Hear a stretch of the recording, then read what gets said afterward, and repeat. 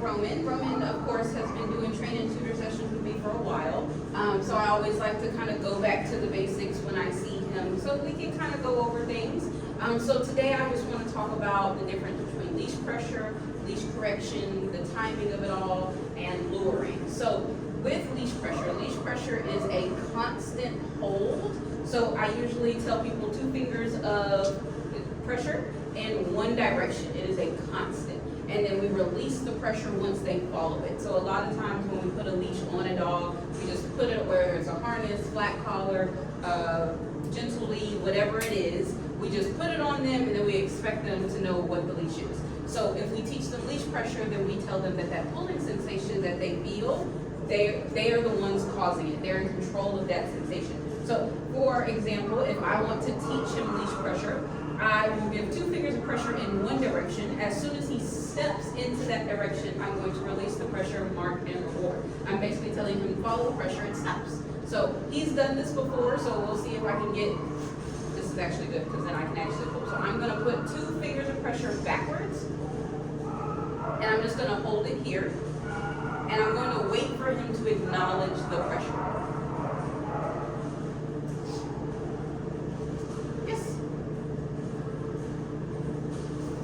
Boy. So when he did that little swivel, I released and then I applied again to get him to get up. So same concept. Now that he's gonna sit, we'll go 2 fingers in one direction. Yes, good. And mark as soon as he takes that step in that direction. So yes, good. Like I said, he has done this before, and Roman does have a very small window of work. He's our lazy boy. He's our cute lazy boy. Yes, good boy. Fingers and let him figure it out. Yes, good boy. And so once it becomes easier for him to follow the pressure, then we can do it for longer distances. So instead of taking a step, I can then start backpedaling. So backpedal. Yes, good. Yes, yes, yes, yes. Good boy. Good job. Backpedaling just naturally gets them into that instinct where they want to follow. Yes, good boy. Good job. Yes, and I'm marking as soon as that head swivels to follow me and reward once he gets to me. That was cute. Yes, good boy.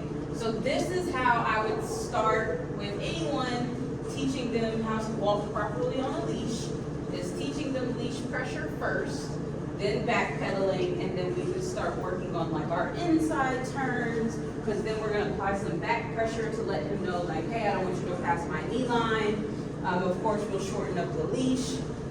Yes, the whole way. Yes, no pressure that time. Yes, and then we work on our auto sits. Yes, good boy. So that is the beginning phases of any type of leash walking, is teaching that leash pressure.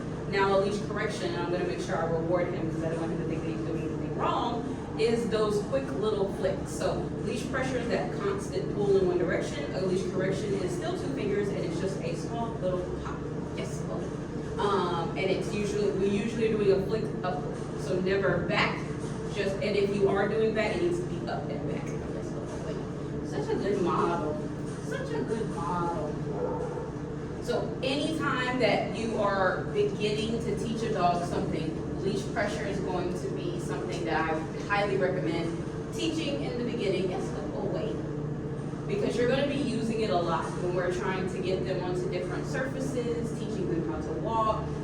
Leash pressure is going to be a form of communication that we use. Roman, down. Yes, go. Roman, sit. Yes, good.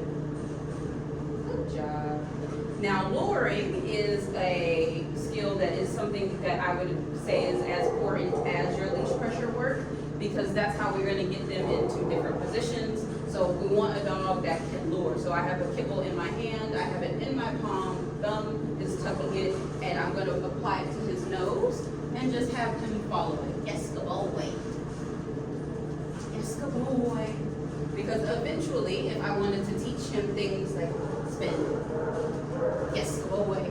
Having a good lure is something that I would need. If I want to get him to come back into a sit, I can push it up against his nose, apply with leash pressure. Yes, good. I wanted, if I'm teaching dogs down for the first time, having this ability is always nice. Getting them onto a new environment like place, luring them onto it. Now he knows all of these things, but this is just, yes, go away. Good boy. But luring is very helpful. So, like I said, he's been doing Training Tutor with me for a while, so he's a good boy and he knows all of these things. But I don't see him as often as I did in the beginning. So I do always like to just recap, yes, good boy. Yes, good boy, especially with the leash, because we all walk on different things, and it's the hardest skill, I think, in the dog pet world, where leash walking is always coming up. Yes, good boy. Good job. Sit. Yes, good. Oh, excuse you. Perfect. Great. Good boy. And he has worked on implied stays. Good boy. Good job. Saying we just love the loves. But yeah, so that is just a breakdown of leash pressure again, and luring, and leash corrections. If you have any questions, please feel free to let me know. We're just going to be going through his fresh little gut. We're just going to go through his like a basic obedience and do some agility stuff. But for the video, that'll be it. So as always, good luck and happy training.